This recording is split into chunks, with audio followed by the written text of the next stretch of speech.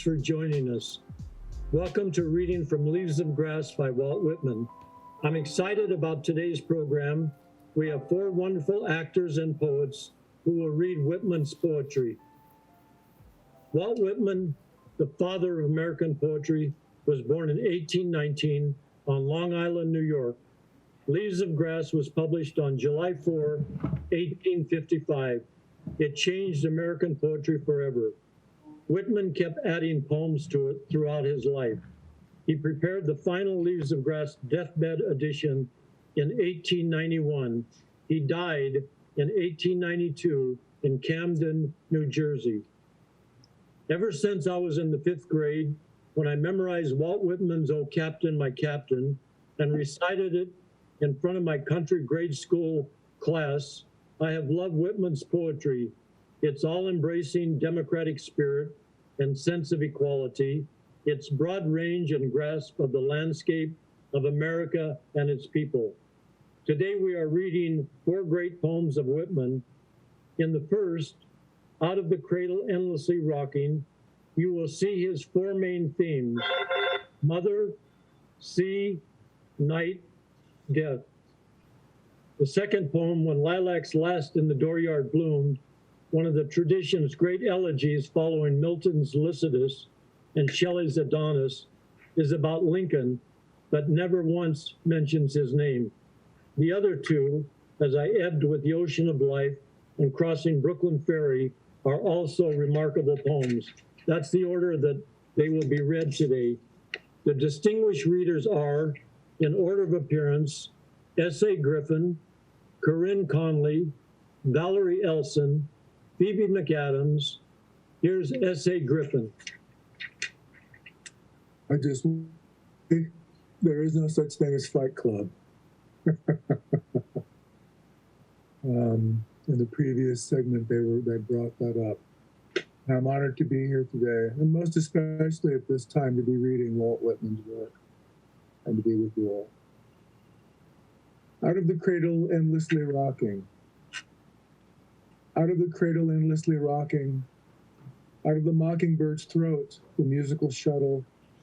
Out of the 9th month midnight, over the sterile sands and the fields beyond, where the child, leaving his bed, wandered alone, bareheaded, barefoot, down from the showered halo, up from the mystic play of shadows, twining and twisting as if they were alive, out from the patches of briars and blackberries, from the memories of a bird that chanted to me, from your memories, sad brother, from the fitful risings and fallings I heard, from under that yellow half-moon, late risen and swollen as if with tears, from those beginning notes of yearning and love there in the mist, from the 1,000 responses of my heart never to cease, from the myriad thence-aroused words, from the words stronger and more delicious than any, from such as now they start the scene revisiting as a flock, twittering, rising, or overhead passing, borne hither, ere all eludes me, hurriedly, a man yet by these tears began, throwing myself on the sand, confronting the waves. I, chanter of pains and joys, uniter of here and hereafter, taking all hints to use them, but swiftly leaping beyond them, a reminiscence sing. Okay.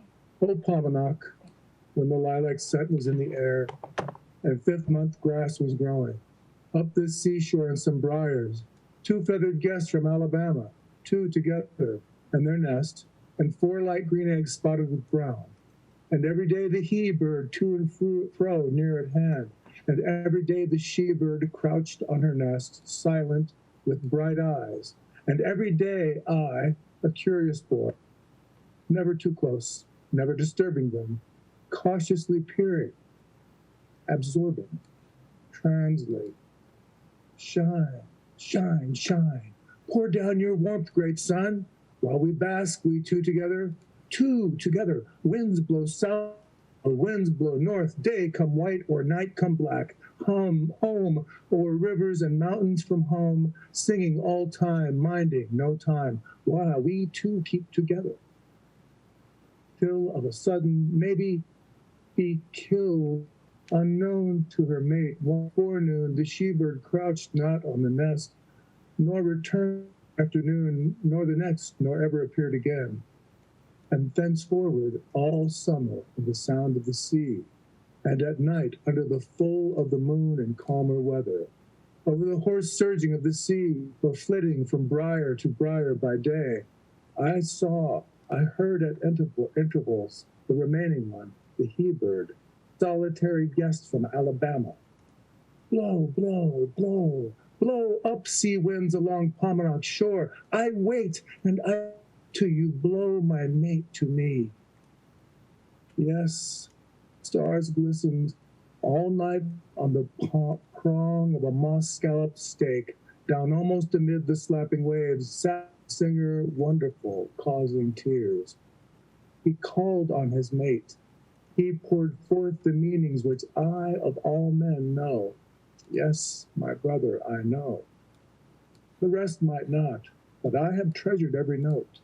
For more than once dimly down to the beach gliding, silent, avoiding the moonbeams, blending myself with the shadows, recalling now the obscure shapes, the echoes, the sounds and sights after their sorts, the white arms out in the breakers tirelessly tossing, I with bare feet, a child, the wind wafting my hair, listened long,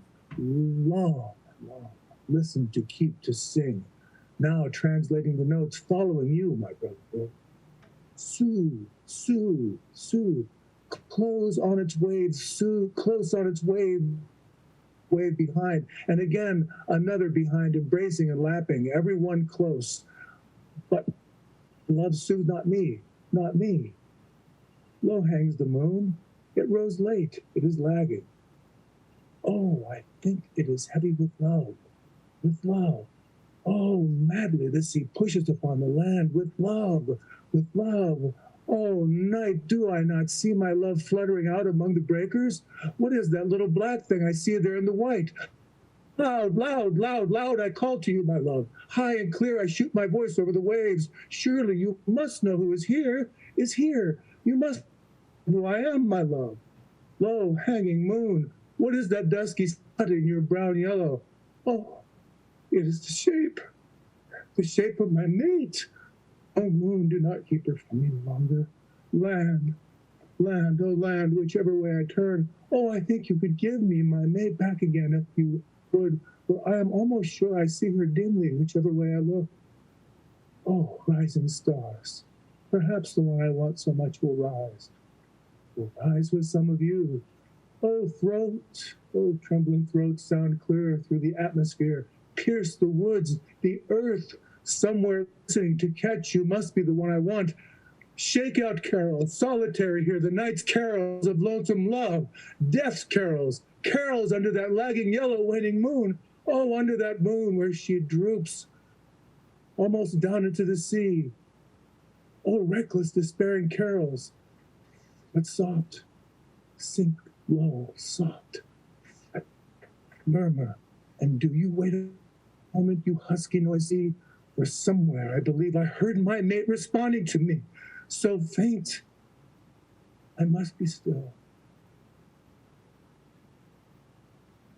But not altogether still, for then she might not come immediately to me. Hither, my love. Here I am.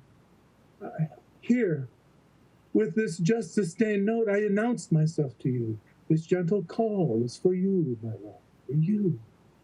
Do not be decoyed elsewhere. That is the whistle of the wind. It is not my voice.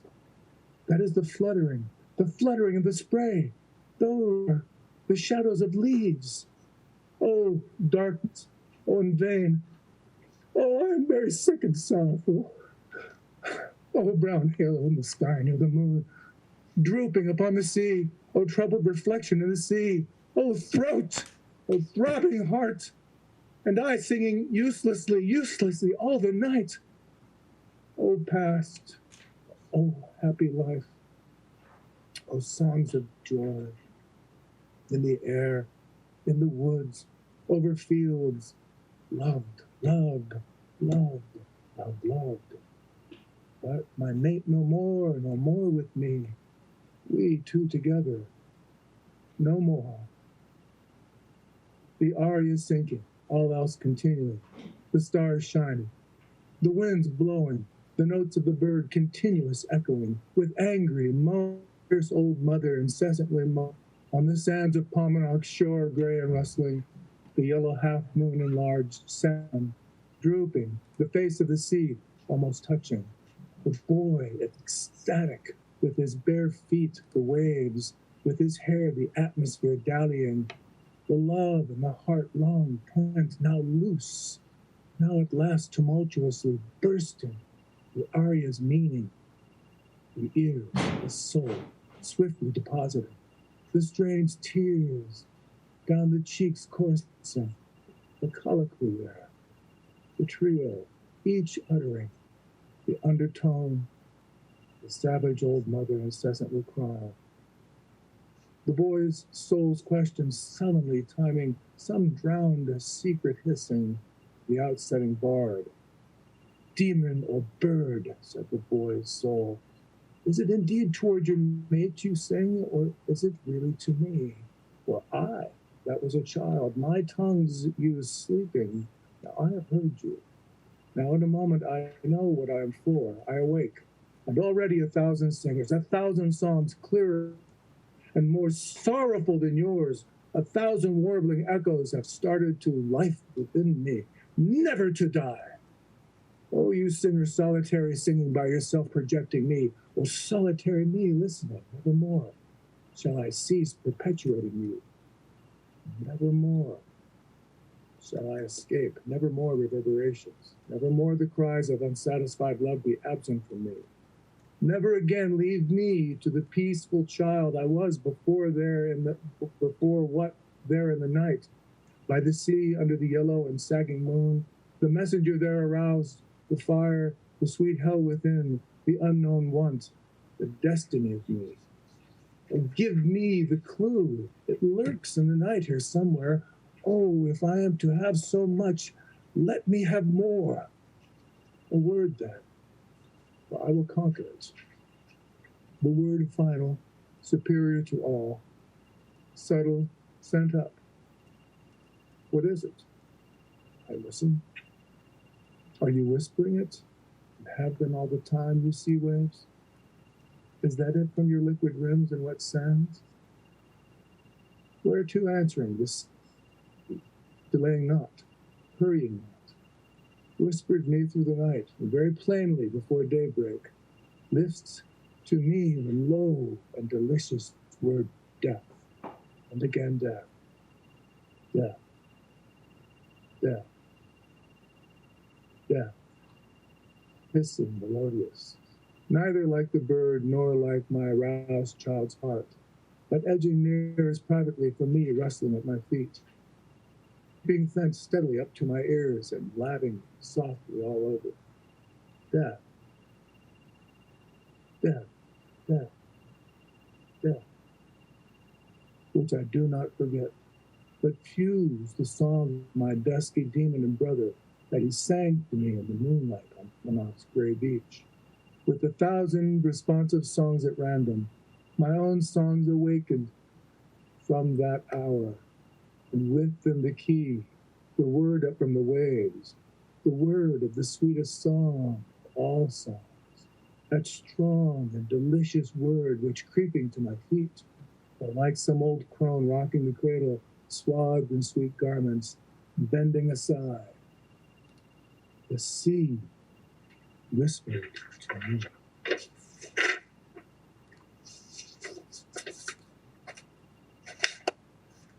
When lilacs last in the dooryard bloomed. When lilacs last in the dooryard bloomed, and the great star early drooped in the western sky in the night, I mourned. And yet shall mourn with ever-returning spring. Ever-returning spring, Trinity sure to me you bring, lilac blooming perennial and drooping star in the west, and thought of him I love. O powerful western fallen star, O shades of night, Oh, moody, tearful night. Oh, great star, disappeared. Oh, the black murk that hides the star. Oh, cruel hands that hold me powerless. Oh, helpless soul of me. Oh, harsh surrounding cloud that will not free my soul. In the dooryard fronting an old farmhouse near the whitewashed palings stands the lilac bush, tall growing, with heart-shaped leaves of rich green, with many a pointed blossom rising delicate, and the perfume strong I love, with every leaf a miracle.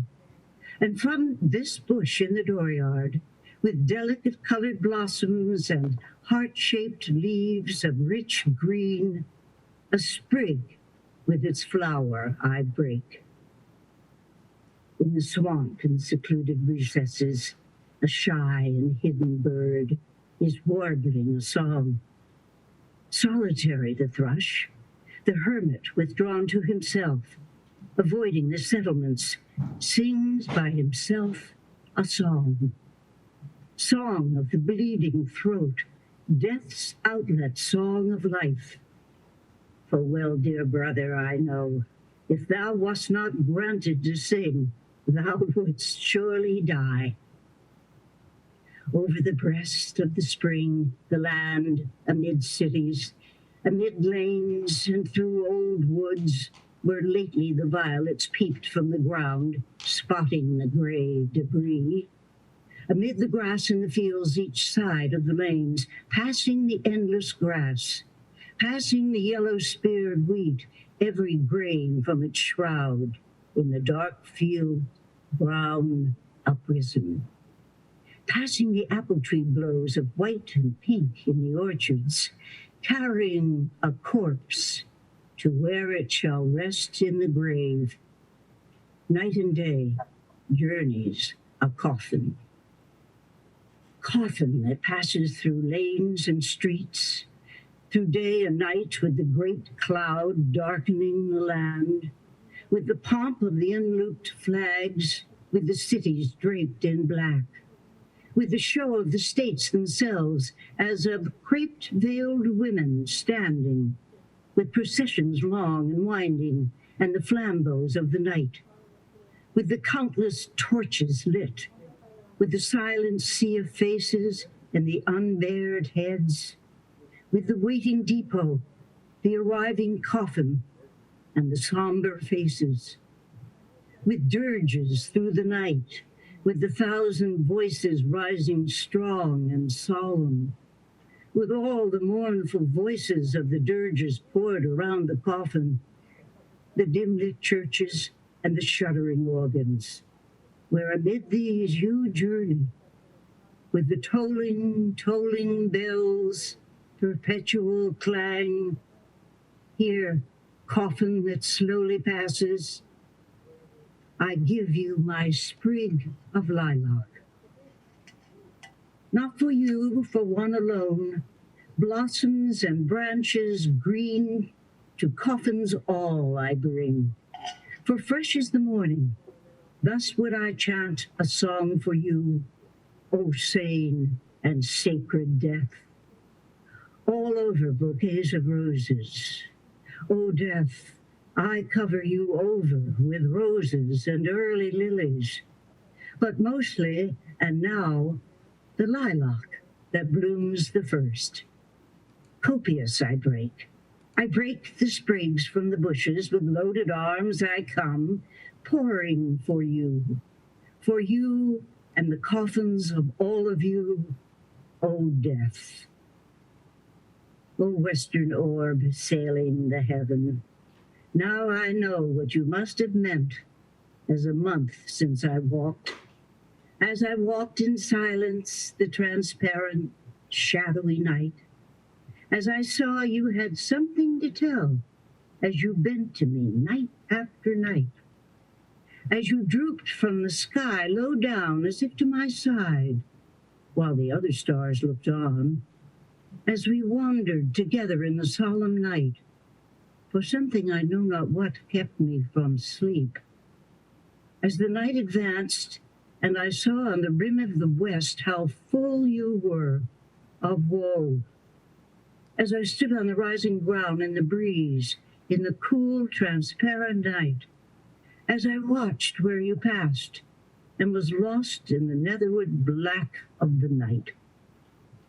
As my soul in its trouble dissatisfied sank, as where you, sad orb, concluded, dropped in the night, and was gone. Sing on there in the swamp, O singer, bashful and tender. I hear your notes, I hear your call, I hear, I come presently, I understand you. But a moment I linger, for the lustrous star has detained me. The star my departing comrade holds and detains me. Oh, how shall I warble myself for the dead one there I loved? And how shall I deck my song for the large, sweet soul that is gone? And what shall my perfume be for the grave of him I love? Sea winds blown from east and west, blown from the eastern sea and blown from the western sea, till there on the prairies meeting. These, and with these, and the breath of my chant, I'll perfume the grave of him I love. Oh, what shall I hang on the chamber walls? And what shall the pictures be that I hang on the walls to adorn the burial house of him I love?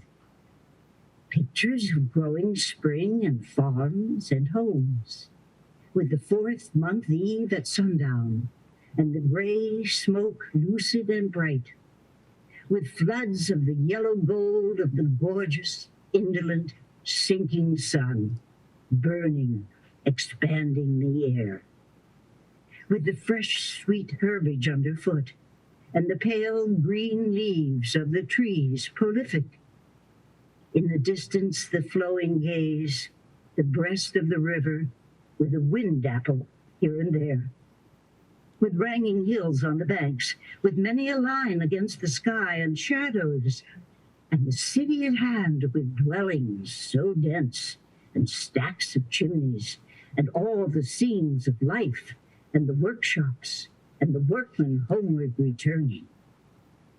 Lo, body and soul, this land, my own Manhattan with spires, and the sparkling and hurrying tides and the ships, the varied and ample land, the south and the north in the light, Ohio's shores and flashing Missouri, and ever the far-spreading prairies covered with grass and corn. Lo, the most excellent sun, so calm and haughty, the violet and purple morn with just felt breezes, the gentle, soft-born, measureless light, the miracle spreading, bathing all, the fulfilled moon, the coming eve delicious, the welcome night and the stars, over my cities shining all, enveloping man and land. Sing on, you gray-brown bird. Sing from the swamps, the recesses. Pour your chant from the bushes, limitless out of the dusk, out of the cedars and pines. Sing on, dearest brother. Warble your reedy song, loud human song, with voice of uttermost woe. O liquid and free and tender, O wild and loose to my soul, O wondrous singer. You only I hear, yet the star holds me, but will soon depart. Yet the lilac with mastering odor holds me. Now, while I sat in the day and looked forth, in the close of the day with its light, and the fields of spring, the farmers preparing their crops, in the large unconscious scenery of my land with its lakes and forests, in the heavenly aerial beauty after the perturbed winds and the storms, under the arching heavens of the afternoon swift passing, and the voices of children and women, the many moving sea tides, and I saw the ships, how they sailed, and the summer approaching with richness, and the fields all busy with labor, and the infinite separate houses, how they all went on, each with its meals and minutiae of daily usages.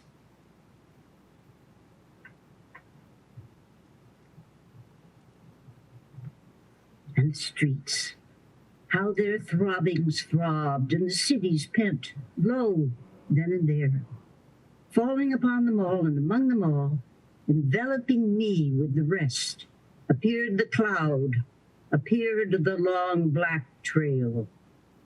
And I knew death, its thought, and the sacred knowledge of death.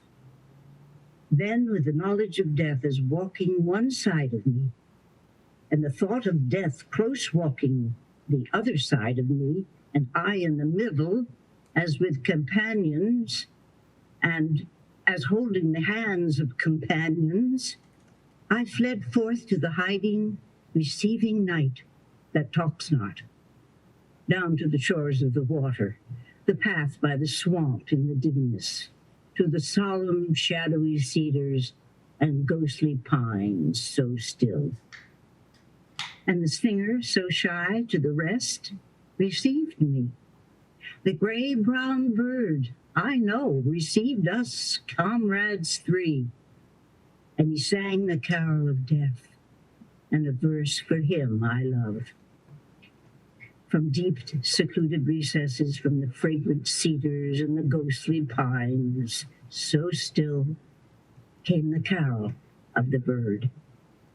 And the charm of the carol rapt me, as I held as if by their hands my comrades in the night, and the voice of my spirit tallied the song of the bird.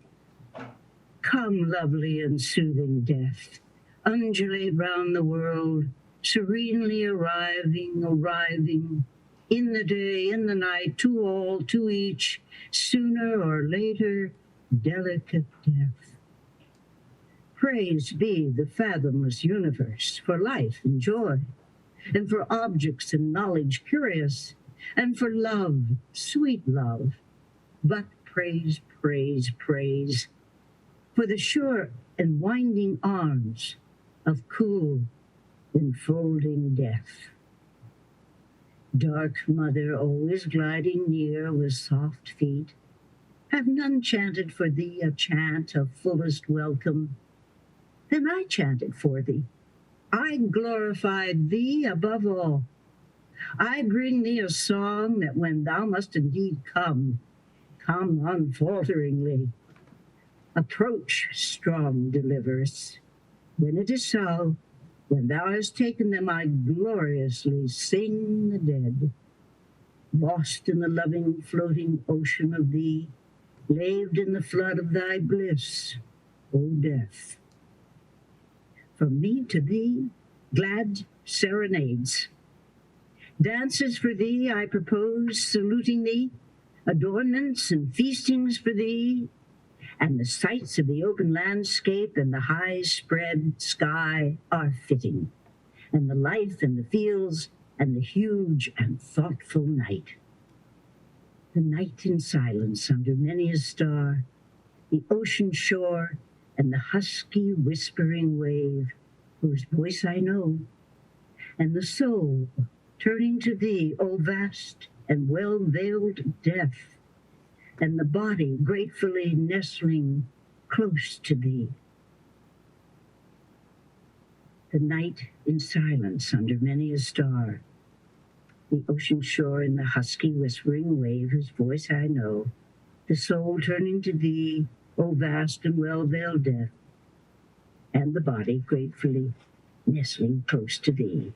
Over the treetops I float thee a song, over the rising and sinking waves, over the myriad fields and the prairies wide, over the dense-packed cities and all the teeming wharves and waves, I float this carol with joy to thee, O death.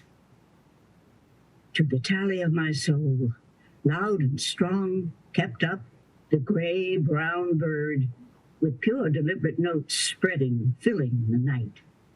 Loud in the pines and cedars dim, clear in the freshness moist and the swamp perfume, and I with my comrades there in the night. While my sight that was bound in my eyes unclosed, as to long panoramas of visions, and I saw askant the armies. I saw, as in noiseless dreams, hundreds of battle flags, borne through the smoke of the battles and pierced with missiles. I saw them, and carried hither and yon through the smoke, and torn and bloody, and at last but a few shreds left on the staffs, and all in silence. All the staffs all splintered and broken. I saw battle corpses, myriads of them, and white skeletons of young men. I saw them. I saw the debris of all the slain soldiers of the war. But I saw they were not as was thought. They themselves were fully at rest. They suffered not. The living remained and suffered. The mother suffered, and the wife and the child, and the musing comrades suffered, and the armies that remained suffered. Passing the visions, passing the night, passing, unloosing the hold of my comrades' hands, passing the song of the hermit bird and the tallying song of my soul, victorious song, death's outlet song, yet varying, ever altering song, as low and wailing, yet clear the notes, rising and falling, flooding the night, sadly sinking and fainting, as warning and yet again, bursting with joy, covering the earth and filling the spread of the heaven, as that powerful psalm in the night I heard from recesses. Passing, I leave thee, lilac, with heart-shaped leaves. I leave thee there in the dooryard blooming, returning with spring. I cease from my song for thee, from my gaze on thee in the west, fronting the west, communing with thee, O comrade lustrous, with silver face in the night. Yet each to keep in all retrievements out of the night, the song, the wondrous chant of the gray-brown bird, and the tallying chant, the echo, aroused in my soul, and with the lustrous and drooping star, with the countenance full of woe, with the holders holding my hand, nearing the call of the bird, comrades mine and I in the midst, and their memory ever to keep for the dead I loved so well. For the sweetest, wisest soul of all my days and lands, and this for his dear sake, lilac and star and bird twined with the chant of my soul, there in the fragrant pines and the cedars, dusk and dim.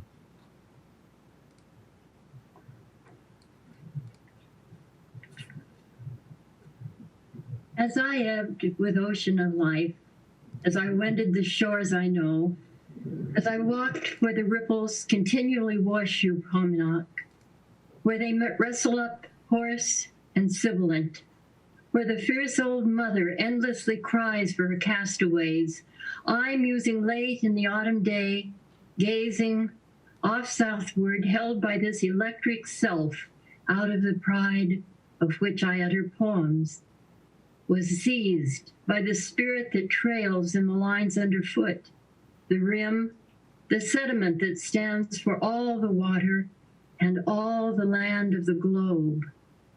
Fascinated, My eyes reverting from the south dropped to follow those slicer windrows, chaff, straw, splinters of wood, weeds, and the sea gluten, scum, scales from shining rocks, leaves of salt lettuce left by the tide, miles walking, the sound of breaking waves the other side of me. Almanac there, and then I thought the old thought of likenesses. These you presented to me, you fresh-shaped island, as I wended the shores I know, as I walked with the electric, self-seeking types. As I wend to the shores I know not, as I list to the dirge, the voices of men and women wrecked, as I inhale the impalpable breezes that set in upon me, as the ocean so mysterious rolls toward me, closer and closer, I too but signify at the utmost little washed-up drift, a few sands and dead leaves to gather and merge myself as part of the sands and draft. Oh, baffled, balked, bent to the very earth, oppressed with myself that I have dared to open my mouth, aware now that amid all that blab, whose echoes recoil upon me, I have not once had the least idea who or what I am. But that before all my arrogant poems, the real me stands yet untouched, untold, altogether unreached, withdrawn far, mocking me with mock congratulatory signs and bows, and pearls of distant ironic laughter at the every word I have written, pointing in silence to these songs and then to the sand beneath. I perceive I have not really understood anything, not a single object, and that no man ever can. Nature here and sight of the sea taking advantage of me to dart upon me and sting me because I've dared to open my mouth to sing it all. You oceans both, I close with you. We murmur alike reproachfully, rolling sands and draft and drift, and knowing not why, these little shreds, indeed standing for you and me and all, your friable shore and trails of debris. You fish-shaped island, I take what is underfoot. What is yours is mine, my father. I too, Ponomac, I too have bubbled up, floated the measureless float, and been washed on your shores. I too am but a trail of death and debris, and I too leave little wrecks upon you, you fish-shaped island. I throw myself upon your breast, my father. I cling to you so that you cannot unloose me. I hold you so firm till you answer me something. Kiss me, my father. Touch me with your lips as I touch those I love. Breathe to me while I hold you close, the secret of the murmuring I envy. Ebb, ocean of life, the flow will return. Cease not your moaning, you fierce old mother. Endlessly cry for your castaways, but fear not, deny not me. Rustle not up so hoarse and angry against my feet as I touch you, or gather from you. I mean tenderly by you and all. I gather for myself for this phantom looking down where we led and following me and mine. Me and mine, loose windrows, little corpses, froth, snow white, and bubbles. See, from my dead lips, exuding at last. See the prismatic colors glistening, rolling, glittering, tufts of straw, sands, fragments, buoyed hither from many moods, one contradicting another, from the storm, the long calm, the darkness, the swell, musing, pondering, a breath, a briny tear, a dab of liquid or soil, of just as much out of fathomless workings fermented and thrown, a limp balsam or two, torn, just as much over wave floating, drifted at random. Just as much for us, that sobbing drudge of nature. Just as much whence we came or we come, that bear of the cloud trumpets. We capricious, brought hither we know not whence, spread out before you. You, up there, walking or sitting, whoever you are, we too lie in drafts at your feet. Crossing Brooklyn Ferry. Flood tide below me, I see you face to face. Clouds of the west, sun there half an hour high. I see you also face to face. Crowds of men and women attired in the usual costumes. How curious you are to me. On the ferry boats, the hundreds and hundreds that cross, returning home, are more curious to me than you suppose. And you that shall cross from here, from shore to shore, years hence, are more to me and more in my meditations than you might suppose. The impalpable sustenance of me from all things at all hours of the day, the simple, compact, well-joined scheme, myself disintegrated, everyone disintegrated, yet part of the scheme.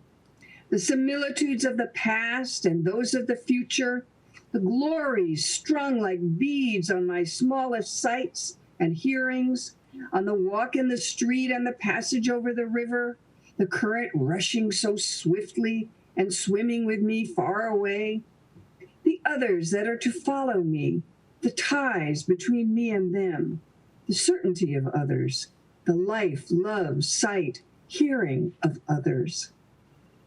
Others will enter the gates of the ferry and cross from shore to shore. Others will watch the run of the flood tide. Others will see the shipping of Manhattan north and west and the heights of Brooklyn to the south and east. Others will see the islands small and large. 50 years hence, others will see them as they cross, the sun half an hour high. 100 years hence, or ever so many hundreds years hence, others will see them, will enjoy the sunset, the pouring in of the flood tide, the falling back of the sea of the ebb tide. It avails not, time nor place. Distance avails not. I am with you, men and women of a generation, or ever so many generations hence. Just as you feel when you look on the river and sky, so I felt. Just as any of you is one of a living crowd, I was one of a crowd. Just as you are refreshed by the gladness of the river and the bright flow, I was refreshed. Just as you stand and lean on the rail, yet hurry with swift current, I stood, yet was hurried. And just as you look on the numberless masts of ships and the thick-stemmed pipes of steamboats, I looked. I, too, many and many a time crossed the river of old, watched the 12th-month seagulls, saw them high in the air, floating with motionless wings, oscillating their bodies, saw how the glistening yellow lit up parts of their bodies and left the rest in strong shadow, saw the slow wheeling circles and the gradual edging of the south, saw the reflection of the summer sky in the water, had my eyes dazzled by the shimmering track of beams, looked at the fine centrifugal spokes of light around the shape of my head in the sunlit water, looked on the haze of the hills, southward and southwestward, looked on the vapor as it flew in fleeces tinged with violet, looked toward the lower bay to notice the vessels arriving,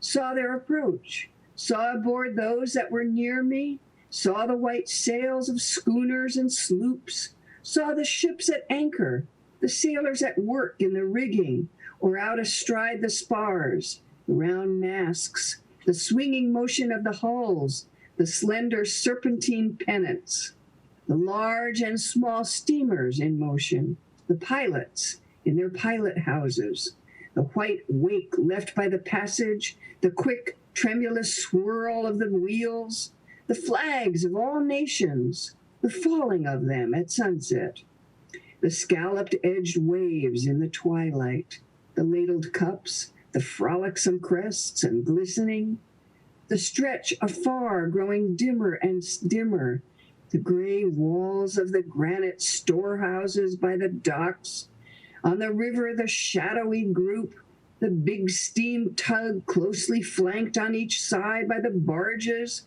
the hay boat, the belated lighter.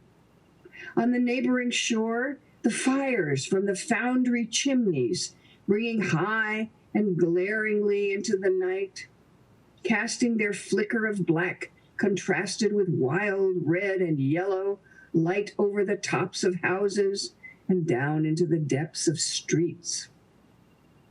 These and all else were to me the same as they are to you. I loved well these cities, loved well the stately and rapid river. The men and women I saw were all near to me, others the same, others who looked back on me because I looked forward to them. The time will come, though I stop here today and tonight. What is it then between us? What is the count of the scores or hundreds of years between us? Whatever it is, it avails not. Distance avails not, and place avails not. I too, Brooklyn of ample hills, was mine. I too walked the streets of Manhattan Island and bathed in the waters around it. I too felt the curious, abrupt questioning stir within me. In the day among crowds of people, sometimes they came upon me. In my walks home at night, or as I lay in my bed, they came upon me. I too had been struck from the float, forever held in solution. I too had received identity by my body.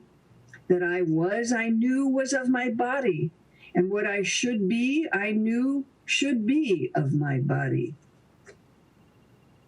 It is not upon you alone the dark patches fall. The dark, through its patches, down upon me also. The best I had done seemed to me blank and suspicious. My great thoughts, as I supposed them, were they not in reality meager? Nor is it you alone who know what it is to be evil. I am he who knew what it was to be evil.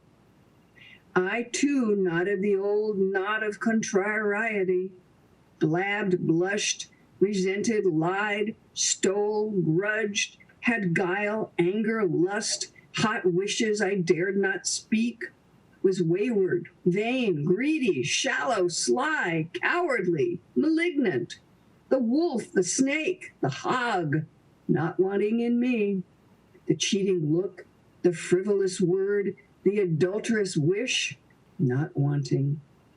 Refusals, hates, postponements, meanness, laziness, none of these wanting.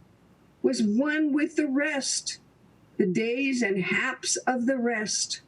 Was called by my nighest name by clear, loud voices of young men as they saw me approaching or passing, felt their arms on my neck as I stood, or the negligent leaning of their flesh against me as I sat.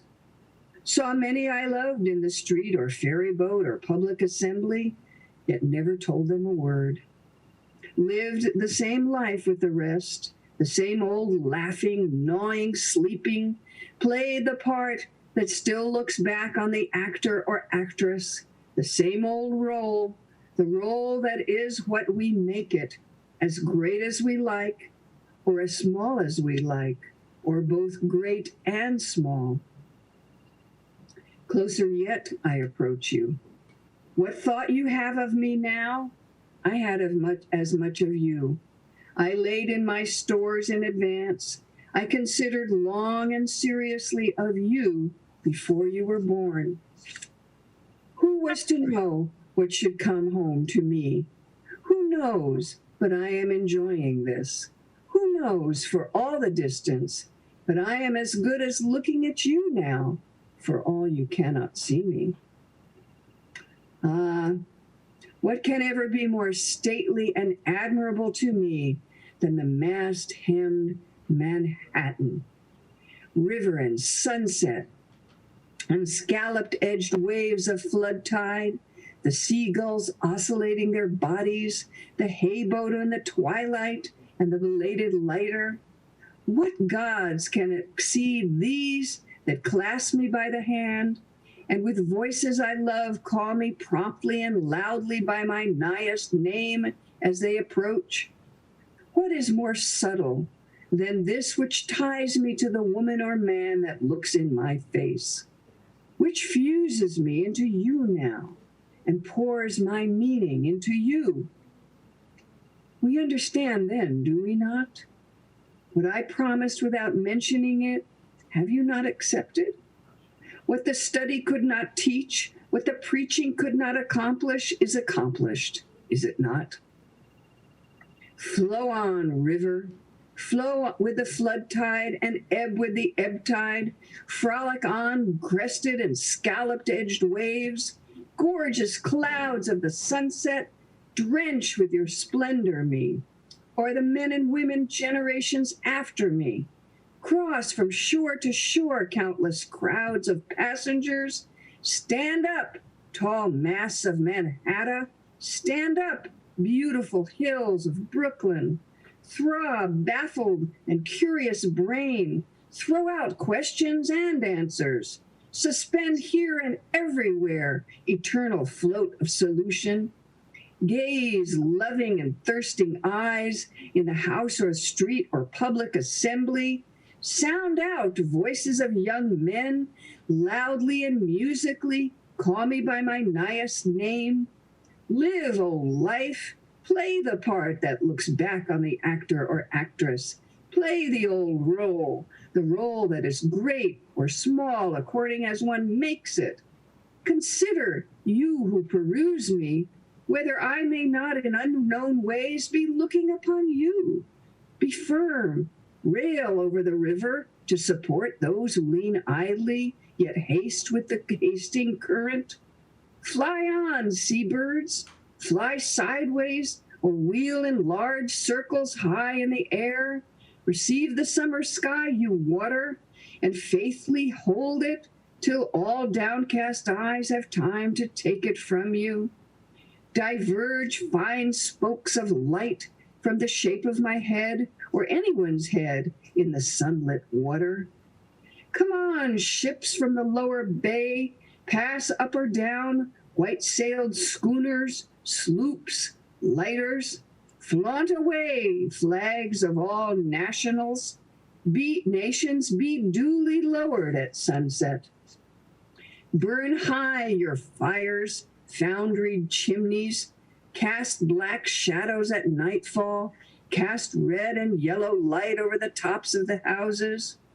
Appearances, now or henceforth, indicate what you are. You necessary film, continue to envelop the soul. About my body for me and your body for you, be hung our divinest aromas. Thrive, cities. Bring your freight, bring your shows, ample and sufficient rivers. Expand, being that which none else perhaps is more spiritual. Keep your places, objects than which none else is more lasting. You have waited, you always wait, you dumb, beautiful ministers. We receive you free sense at last, and are insatiate henceforward. Not you any more shall be able to foil us or withhold yourselves from us. We use you and do not cast you aside. We plant you permanently within us. We fathom you not. We love you. There is perfection in you also. You furnish your parts toward eternity. Great or small, you furnish your parts toward the soul. Oh, thank you, Phoebe. That was a wonderful ending. And thank you, S.A. and Valerie and Corinne, for your wonderful reading of this celebratory, divine, connective, Ella J, loving, compassionate. You know, we walk with him generations later, and he leads us. He opened the door for us with the American language, and all of you just lifted me up, and I feel a sense of exaltation. And I'm so thankful to all of you for your giving to all of us here at MPTF. And thank you also, Jennifer Clymer, who's made this all possible. And all I want to say is, once again, you know, the poetry community and the residents have looked at a great work of art and lifted it up and sang the song. And it's just, it's exhilarating to me. So thank you all once more. And I turn this over to Jennifer. Thank you, Barry. Thank you guys so much. I know that we started a little late. I appreciate you hanging in there with us. If you have extra time and you want to give a little bit of reflection, which is something that Harry often will offer to those who have presented, we're happy to take another 10, 15 minutes for you to talk about how this work moves you, how it inspires you. If you have to go, I completely understand. We only had asked you from 1 until 2, but if you do have the time, I would love to, now that it's fresh and having just been spoken, which I understand, like, that's what poetry is about. It's not about the written word as much as it is about the spoken word. Thank you, Jennifer. And I will begin, and then let's just go in the order that we read. And, you know, starting with the first one, actually the second one, you know, where Whitman says, if thou wast not granted to sing, thou would surely die. And I think that speaks it for all of us. You know, we all have our gift, and you know, we keep using that creative energy. And there's also, you know, we see the procession in the second poem. And, you know, the tenderness, too, when he says, I give you my sprig of lilac. And it's certainly a love song, even though it's an elegy. And then his compassion is what always hits me, how he identifies with all of us. And even in the poem where he's talking about his compassion about the armies that remain suffered. So, you know, it's not only the people who died and their kin, but it's also those people who fought. So even the victors suffer. And then, you know, on the part where he says, I am with you, men and women of a generation or ever so many generations hence. And we are that generation. And I like his sense of litany. And then also, finally, I will just say before I pass it on to S.A. Griffin, it's something that we as actors and also we as poets know, where he says that the role that is what we make. In other words, each thing that we are given to do, what we make of it. And I always believe that's true, to be able to contribute the best of our ability and be the best we can. And that's what I have to say, and I'll pass it on to S.A. Griffin. Thanks, Harry. That was beautiful. And seriously, thank you so much for doing this, and Jennifer. And it really, at this point in time right now, this Walt Whitman speaks. And Walt Whitman is being heard. And Walt Whitman should be heard. And we should be singing ourselves as Walt Whitman sings America, as Walt Whitman sings the human spirit, as Walt Whitman sings the body electric, the soul. We should all be singing right now, because this is ours. This is ours, this moment. No less than it is anyone else's moment. And we need to share this moment with each other forever, as Walt Whitman suggests. You know, I just, you know, I don't want to preach to the choir here about what's happening right now, but I think we're all pretty aware of what's going on. and to be the collective that we are right now, and to be privileged to do this together, and specifically Walt Whitman, again, is just quite an honor. Thank you. You guys are all wonderful. It's very moving. Thank you, S.A. Corinne, do you want to say a few words? Well, if I can, something you said, Harry, a feeling of exaltation. I definitely got that when Phoebe was reading Crossing Brooklyn Ferry, and he was talking about his life and all his imperfections and what have you. You know, there's something, he's just so alive. And we say all the time, living in the moment. Well, crossing that ferry, I mean, he was living in the moment and looking around, and I kept thinking, this is the Brooklyn Ferry. I mean, I've never been on it, but this would not be my picture, you know, of that. Of course, it was some time ago. But I mean, he's just what he sees, and what he sees in the earth and the sky and everything around him. And then talking about himself, what he sees in human beings. This man surely lived a full life, and you definitely felt in reading today, as S.A. Griffin said, I felt as though he was here. You know, you feel as though he's definitely here, and he certainly influenced me today, hearing people read. Yes. Well, that's true. And also, just a little insert for what Corinne said, how Walt Whitman put the body into the poem. And so many people, I should say some people, just deal with the mental and the verbal, but he put the whole body into the poem, which is important for all of us. Valerie, what would you like to say? You gave a beautiful reading. Thank you. I'm glad you're saying that. I appreciate it. And I just think everyone does a wonderful job, and I'm so happy to go as far as I can in because I think some of us don't remember what we've read in the past, but you know, I'm looking through old magazines and old books now and seeing how the world can be seen by various different eyes on different things they're looking at. I don't know if it makes any sense, but I sure do enjoy doing this, and I thank you, all of you. I'm going to see everybody's name. Griffin, Northup, Conley, Ozuna, and me, Valerie Elson. I'm going to go back now and see if my husband's gotten his nap. I think he has. Thank you.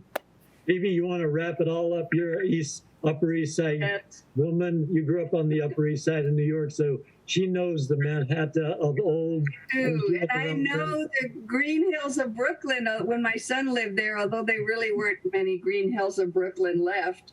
But I have taken that ferry, and I love New York, and I love Manhattan, and I love coming into Brooklyn. And so I feel so present in this piece. I love to read it. I love the sense that he's looking at us through this work. He's looking at us. He's with us. I love this line, "Who knows for all the distance, but I am as good as looking at you now, for all you cannot see me." So there he is. He's with us. And this brings such joy and such love for everything that he sees. You know, the schooners, I love to think of the schooners in those waters, although you don't see schooners anymore, or lighters. I don't even know what a lighter really is. And all the masts and the foundry and the red and the flames of the foundry. He loves it all, and all of the people standing there, and the birds, and the sunlight hitting the water and making spokes around his head. He loves it all. And that I think we need right now. I need work that makes me love it all. Because when I see what's going on, I'm terrified by half of it. I hate a lot of what I'm seeing. And this makes me remember to love it all and to, the joy of being in this work. So this is a great treat, Harry. Thank you so very, very much. Thank you, Phoebe, and Jennifer Clymer, who puts this all together, and she does this every day for 4 days a week for almost a year now, and she lifts us all up and opens our eyes to what's going on here and gives us all a chance to contribute. And I'll turn it over to you for the last word, Jennifer. But before I do, I just want to say one more time, thank you, Valerie, S.A., Corinne, and Phoebe, for your magnificent readings. Can I say one last thing? I just want to congratulate MPTF for this well-deserved and incredible award in the Oscar that you have gotten. What a thrill that is. I'm so happy to have heard about it. We are, I think everyone on campus was buzzing yesterday because it was vaccine day for the bulk of the campus. That is more exciting than the humanitarian award, but the Academy certainly recognizing the extraordinary lengths that my colleagues, and I'm so grateful for how, Harry, you lift me up and you point all that love in my direction, but there is an entire crew that makes this happen. I'm fortunate that I've got an improv background and I'm not camera shy, so I'm the face of it, but there are a lot of people that make all of this work. And my colleagues who have been on the phone with thousands of industry members in their most dark hours, those are the people that are being celebrated with the Humanitarian Award. I am so grateful to stand side by side with them and side by side with you as we continue to forge this positive opportunity to not focus on the 24/7 news and not worry about are we keeping 6 feet apart from each other, keeping us connected in the creative, capital C, as Harry says so lovingly every week. That has been a glorious experience for me, and I'm so glad that we're all on the journey together. Thank you, Jennifer. Thank you all.